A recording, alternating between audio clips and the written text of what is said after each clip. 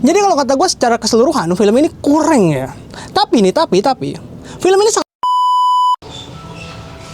Di video kali ini gue akan bercerita tentang film Kado untuk Ibu. Let's go.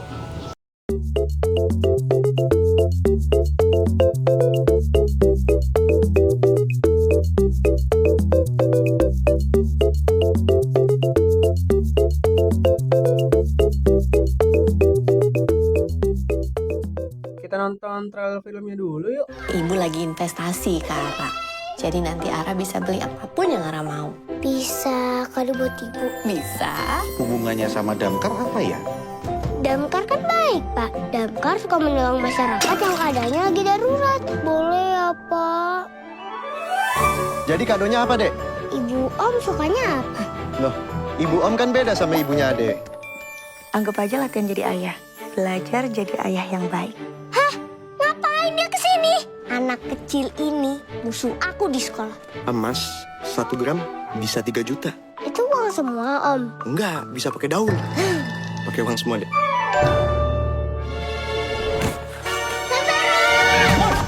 Tugasnya Om Pepeng cari tahu ngapain dia kesini. Sekarang, Mam? Nggak besok. Oh, besok. Ya sekarang dong, Om Pepeng. Udah nggak usah diketak-ketik lah, langsung aja. Saya minta 2 juta. Ara hilang, Bu. Kok baru ngomong? Astagfirullah. Bapak udah penuh. Pak Faris bisa tolongin nggak?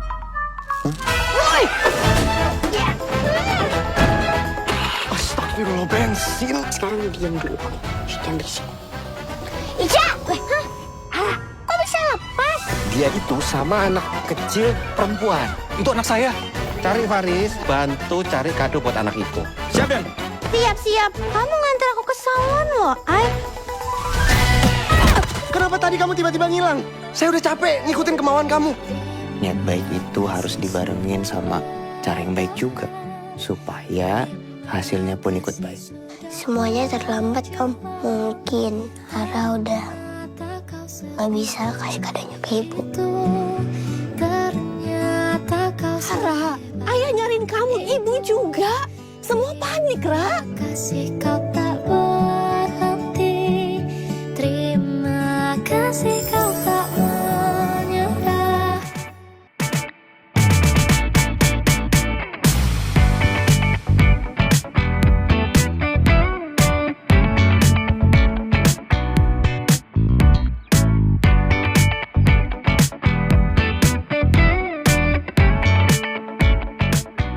Film ini bercerita tentang seorang anak yang ingin memberikan kado kepada ibunya.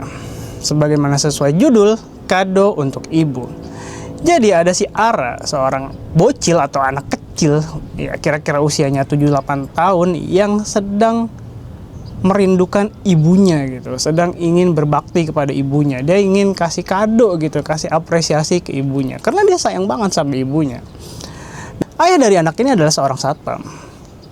Oleh karena itu dia jarang sekali ketemu ayahnya. Karena ayahnya itu selalu shift malam.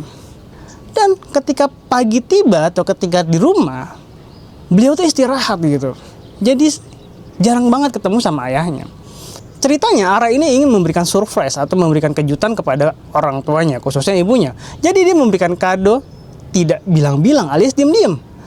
Dia keluar rumah tanpa seizin kedua orang tuanya. Kemudian dia mendapatkan ide minta bantuan damkar.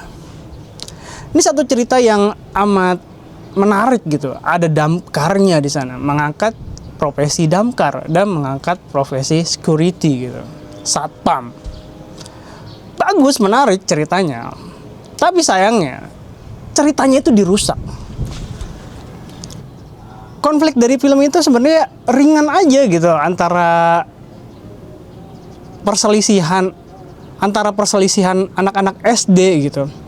Nggak terlalu berat, dan petualangannya juga sangat-sangat ringan gitu, karena ada yang bantuin yaitu damkar. Nah di tengah cerita si Ara ini ketemu dengan kesulitan gitu, atau dengan masalah. Temannya itu ada yang nggak suka gitu, teman sekolahnya itu ada yang nggak suka. Akhirnya dia cekcok lah tuh, sempat diculik juga dia sama temannya itu. Temannya itu orang kaya gitu, orang kaya di kampungnya. Jadi si Ara ini diculik oleh temannya. temennya ini dibantu sama supirnya gitu atau pengasuhnya. Tapi di akhir kenapa bisa begitu gitu ceritanya? Aduh, sayang banget gitu.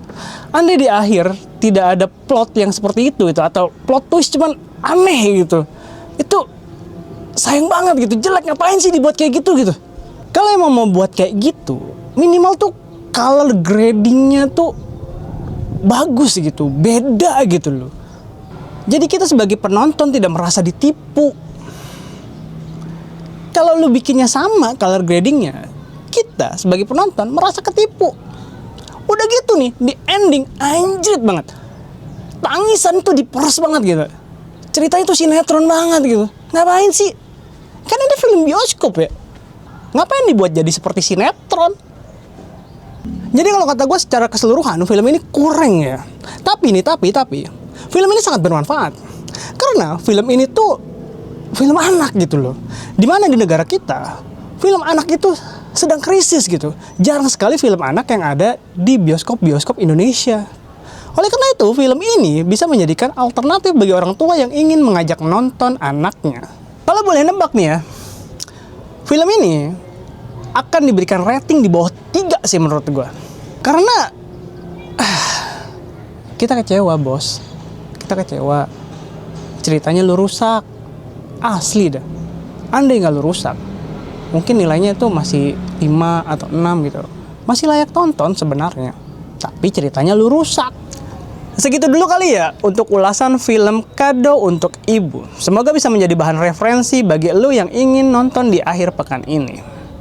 Sampai jumpa dan bye-bye.